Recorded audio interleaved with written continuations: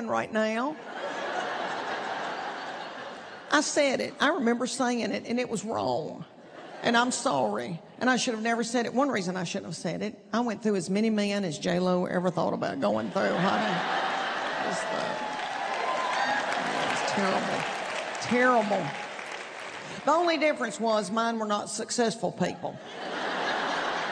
So real quick, let's just recap some of J-Lo's men. We don't have time for all of them, but remember that little first one, the backup dancer? Remember him? Chris? I think his name is Chris. What happened to him? Has anybody checked on him? And then she was with Ben Affleck the first time, and they could have eaten each other's lips off. I don't know what happened. Maybe it was too volatile. And then he married little Jennifer Garner. I know, and I've never met her, but she looks like she'd be precious, and she looks like she shops at the Loft, like everybody else. Work.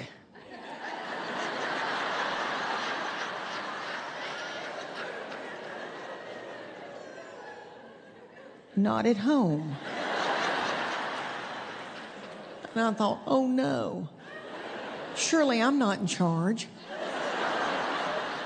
Surely I'm not going to be the one to have to tend all this.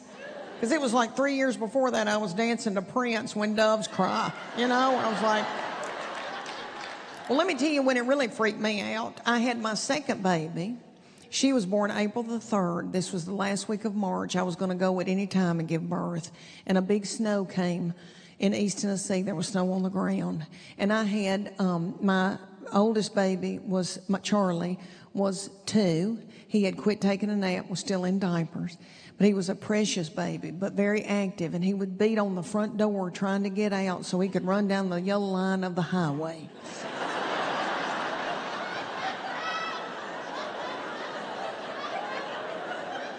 And I was worn to a frazzle. And I was about to give birth at any minute, and I got strep real bad. And my OBGYN was Pete, who was in our Sunday school class. And he was so cute. And I hated for him to see me that way. But Pete said, you got a horrible case of strep. I'm going to have to put you in the hospital, Leanne, overnight. You're going to have to get a bag of fluids and rest. And I said, for real? For real? I get to go in the hospital. Beautiful, I know. And he put me in ski school with a group of people, and our instructor looked like Mitt Romney. And I was up on that mountain, and I wanted to be, I had on my outfit, and I wanted to be that thin, young, cute, fun ski girl. Okay. A big old cold front came in, some big weather front came in, and snow was blowing sideways, and you couldn't see your hand in front of you. And Mitt looked at all of us and said, if we get down, if we get down this mountain, I'm going to have to check y'all's noses for frostbite. It's 19 below zero. And I remember thinking, fun? What are we doing up here? Okay. The next time I got to go, we waited until our little children were 3, 5, and 7. And Chuck Morgan came to me and said, I'm going to take y'all from Tennessee to Colorado for a week for snow skiing. And the only thing that I can compare that to would be maybe working in a coal mine.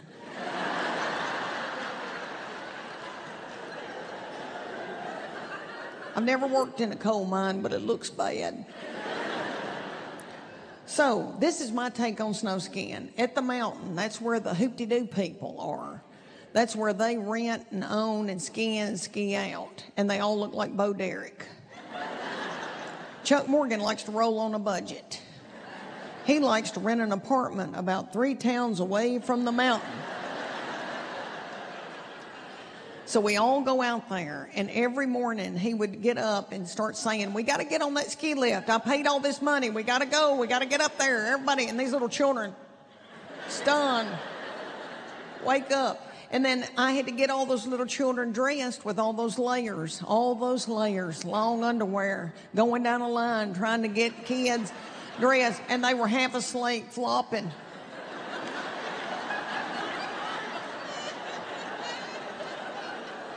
By the time I got them dressed, I feel like I had hoed an acre of tobacco. And then I'd have to make lunch for everybody because 3 chicken tenders cost $45 up on that mountain. And then it'd be time to get on that shuttle to ride up to the mountain. And we'd have to carry everybody's stuff because they were little bitty children. They go, I can't hold my helmet. I can't carry anything. I've lost my gloves. I don't know where anything is. And we would pack like pack mules trying to get everything on that shuttle. And then I'd have to put ski boots on little children. They go, no, Mommy, no, don't put those ski boots on me. And I don't blame them. Have y'all ever had a ski boot on? Every time I've ever put one on, I think, my shins are bleeding.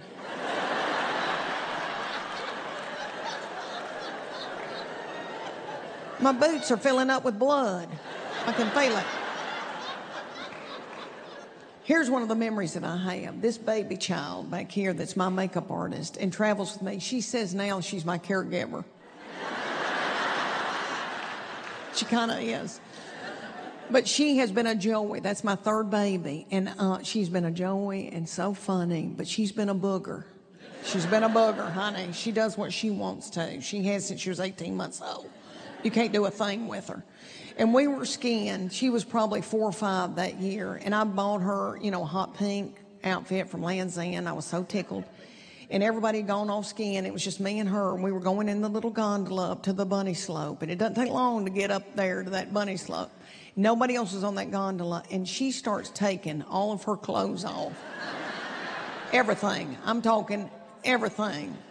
In 2 seconds, she's nude. And I go, what are you doing? And she said, my butthole itches.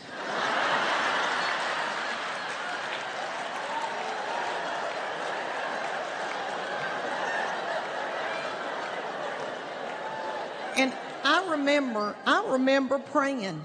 I remember praying to the Lord and saying, dear Lord, what did I do that was so bad that this is my vacation now? So then I just looked at her and I said, scratch it.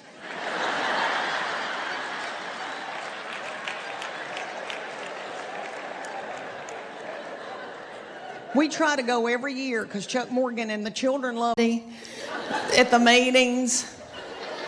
I don't know if y'all have ever been to a Weight Watchers meeting, but it is so funny. Okay, but like everybody comes up with recipes. Like the other day, we were there, and a woman goes, okay, if you put a teaspoon of cocoa and an egg white and put a dollop of water in it and pray over it and put it in the microwave, you've got chocolate cake.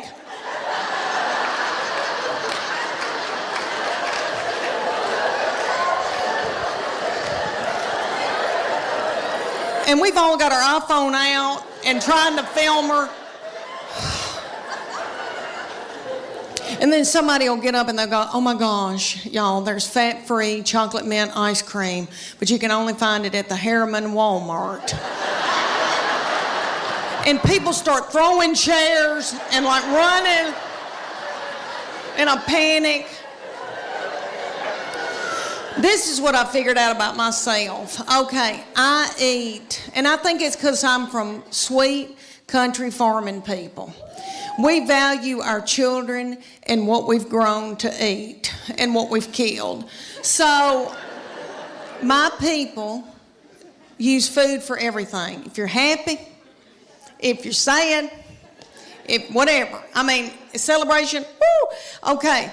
And I know I've done that, and I know that I eat emotionally, but I never wanted to ride around in a minivan on dope or alcohol with little children in the car. I didn't want to drink whiskey. So my kids would get to fighting, and my husband would say something hateful like, what have you done all day?